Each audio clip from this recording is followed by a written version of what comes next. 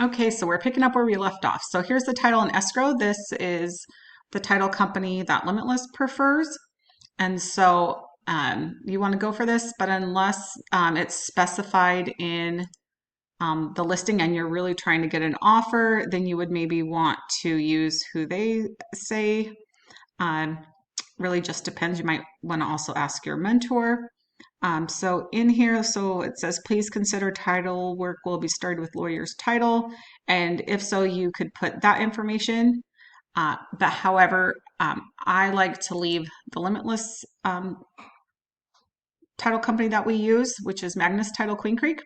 So I'm going to leave that in there. Otherwise, you would change the information. And then I'm going to leave this blank. So for the disclosure, if there's lead-based paint because it's an older home, I believe it's before 78, then you would have to check that they would provide the lead-based payment information within 5 days.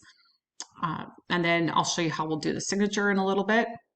Then we'll go down. This should say none on line 211. And then this is the inspection period. If you want to shorten it, it's 10 days standard, but if you want to shorten it, you could say 7 days.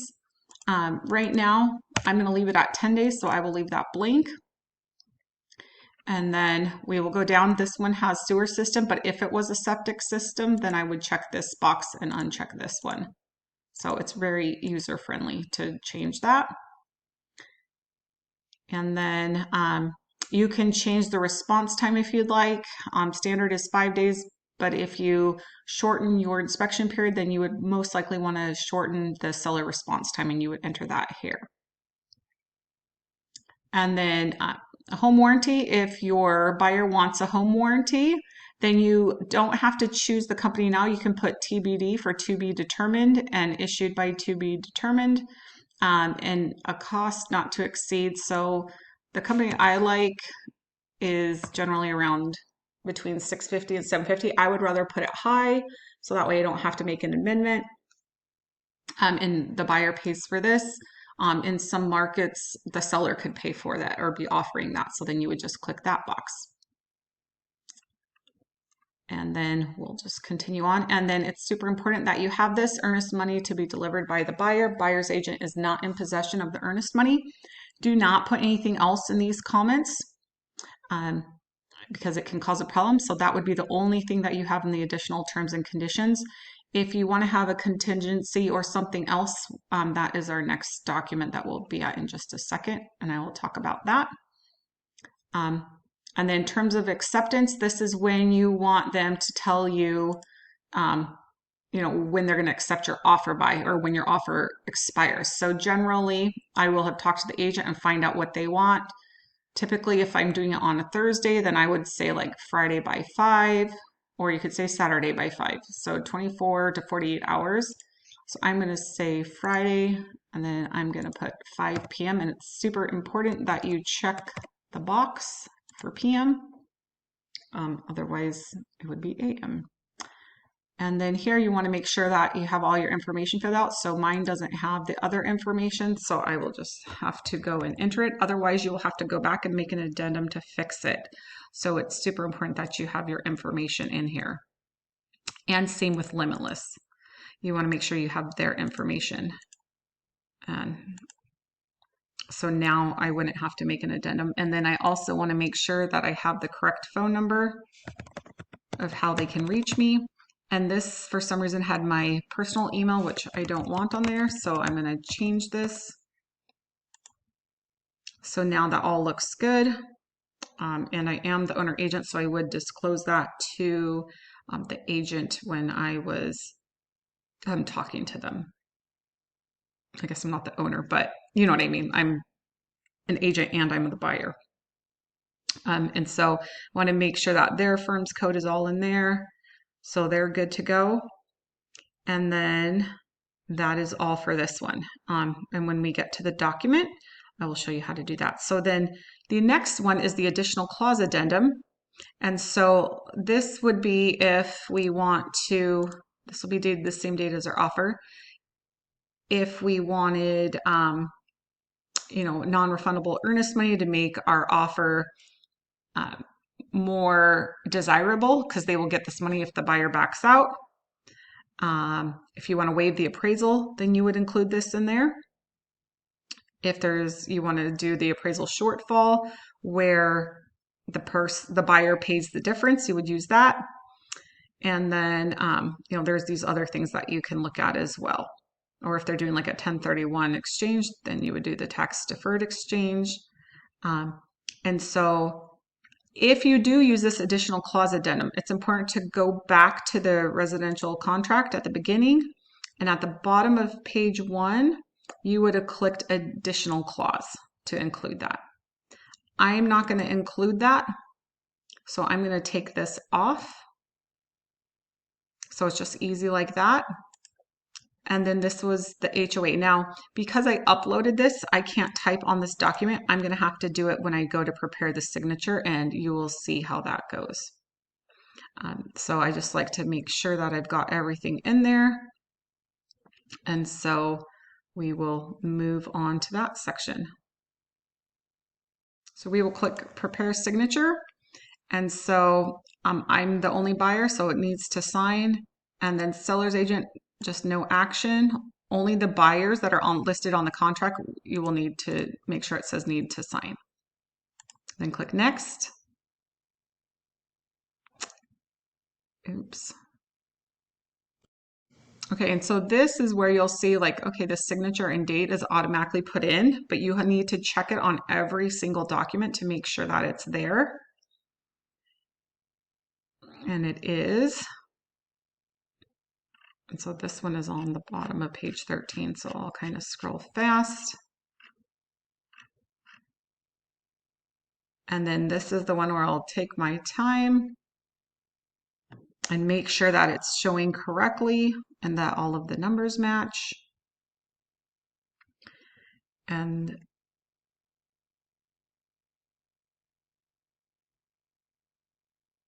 then there's going to be some boxes so right here under the lead-based paint, since this home was built after 1978, I will click this and I'm going to click delete because we don't need a signature in both places, only one, but I will need one at the bottom of every page. So you'll see that it's already there for most of them. So here it's required on all 3. And then at the bottom as well, here, buyer's initials, whether you get a home warranty or not, you would still have to have your buyer sign. And then this will be just the initials. And then this shows when our contract is going to have a response by from the seller. And then I will sign this. And now this is the one that can be a little tricky. So you want to look at the amounts that they have. And then they sign this and they put the fees that there are. And then you're going to go to the last page, page 3 of 3. You're going to put the buyer's name. So to do this, you're going to create a text field because this is the only way you can write on the document. And then I'm going to type in my name because I'm going to be the buyer. You'll notice this says that this has to be completed by the buyer. So the transfer fees shall be paid by the buyer. And so I like to create a checkbox. And then I'm going to click checked by default and read only so that it can't be moved. And then I'm going to do the same thing for it again. Now, if you want the seller to pay for it, then you can do that as well. And then 75 is super important. Any additional fees not disclosed on page 1 and payable upon close of escrow shall be paid by, and I like to put by the seller. So this means that the people that did this contract initially check this, which should not be checked. So I'm going to make a checkbox and put seller. And I am going to also strike through this and move the arrow down. And because I like my buyers so much, I'm going to actually have them initial this so that they know that it needs to be initialed. And then down here, we're going to have to add a signature. So I just click this signature and put it here, and then it'll automatically have the date. If you have two people that need to sign, then you would click this tab here and you would see another drop down of the other person's name. And so that is everything on here. And I always just like to go and double check to make sure that I caught everything. And it looks good to me. And so now I will send this out for signatures, and all I do is click the send button, and then you can type your message however you want to say, and then sign your name and then send it out for signatures. Once the page loads, it will look like this. And then I will show you what it looks like from the buyer's side when they go to sign everything. So buyers will go to their email, they'll click get started. They'll probably have to agree to the terms. They'll click start.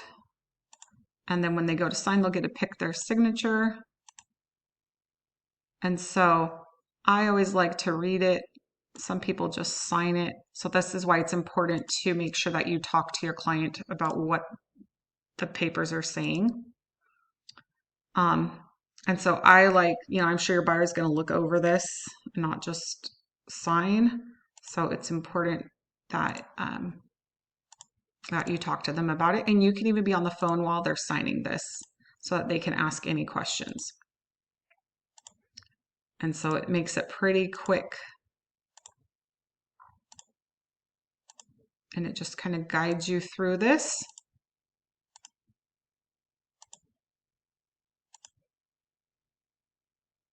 And then I wanted to see, oh, what did I skip? So this is the HOA information. So page 3 is where I had all the information. So you'll see that has the strike through. So I initialed that. And then I'm going to have my name signed there. And then when I'm done, this is cool because then you'll be able to see what it looks like when the person's done signing. So they can download their information. What's cool is in your email, you will get a notification that the person has signed. Or you can go back to Skyslope and refresh your screen. And it will show that it's completed. Now, once it's completed, this is where you still have to go in and write an email and include the offer. So you will want to download the envelope individual PDFs because other agents don't want to get all of the papers that you had them sign. So basically what you'll need is you need the real estate contract and the HOA. Those are the main things that you're going to need right now that you will send with your offer. So I'm going to copy those into my downloads. I'm going to delete this one first so I don't get them mixed up because now they are signed. Okay, so I have those. And now I'm going to compose an email to the agent to share with them my offer. Okay, so I opened up my email and I'm going to go back to my the detail sheet so that I can look for the listing agent's information. So here's her email. I'll just copy that and paste it, and her name is Lynn. Before you ever send an offer, it is crucial that you reach out and talk to the listing agent so that they can expect your offer and you can let them know and find out like, hey, Lynn, what is your seller exactly looking for? Are they looking for a quick close? What terms are they looking for? And that way, if you need to, you can, you'll be able to already have the information in your offer.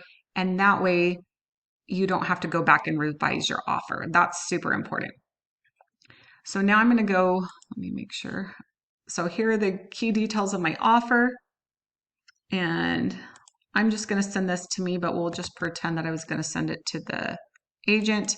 Also, I want to know the address And so I like to put the offer